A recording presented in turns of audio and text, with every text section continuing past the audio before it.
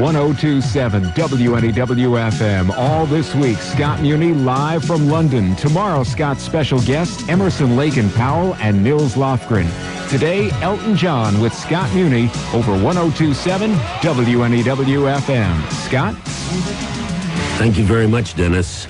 We're here live and lively indeed, and Elton John is at peak form. He has so much new activity going on, 18 songs already written for 2 albums, and tour activity, and working with a lot of the new musicians that are here, and all the people, and he's fired up, and I haven't seen him this happy and fired up in a long time, because at first he just thought, okay, I'm going to just take it easy now. The tour was too long, and it was for you. Well, I know, yes. I think probably you got sick.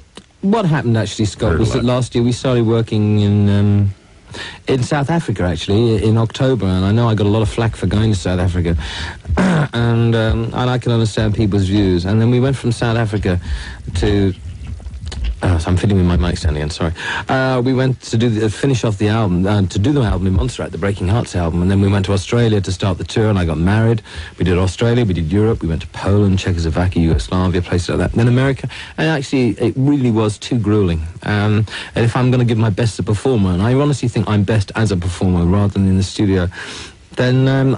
when I said I was not going to do any long tours of America, I meant, press took it the wrong way, I was giving up touring. I'm going to do it 3 weeks at a time, then have a break, and because it's just not fair to my audience, I don't think, and not fair to myself to give substandard shows, or not substandard, but shows that you're thinking a little bit of a chore, and that's, I've always said that. That's why I gave up in '76, because things were becoming... I'd had 6 years of so much activity, and that things were beginning a little routine, a little chore. And if you lose that from a live performance, it's such a privilege to play live. I'm so happy on stage.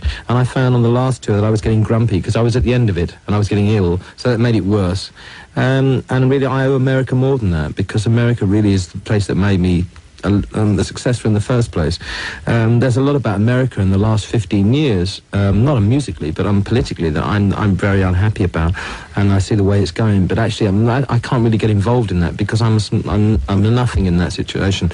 But the actual people that have always supported me, and my God, my fans are loyal in America. Yes, I think I sometimes owe them a little bit better than I gave them last time, and next time I will. It was just sheer exhaustion. And that's just to be perfectly honest.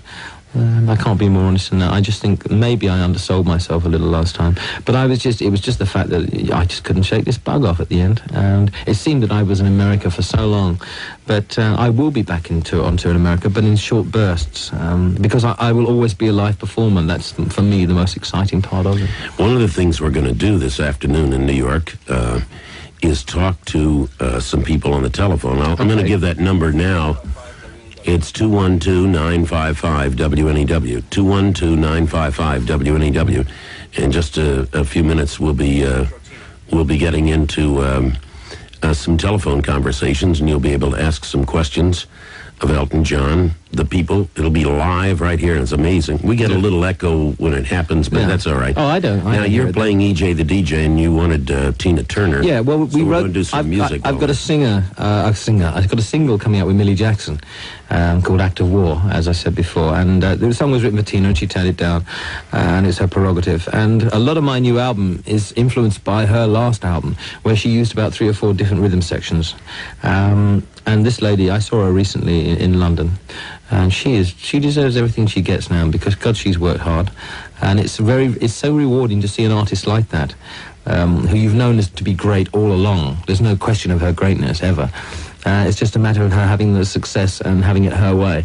And I think that's tremendously encouraging for the likes of people like Aretha Franklin and Ray Charles, people that have had the best voices, without a question of a doubt, and just getting the right producer. I mean, I can listen to Ray Charles sing the phone book, and Leon Russell, and Aretha Franklin. And so Tina's now made it, and she's made it big, and it's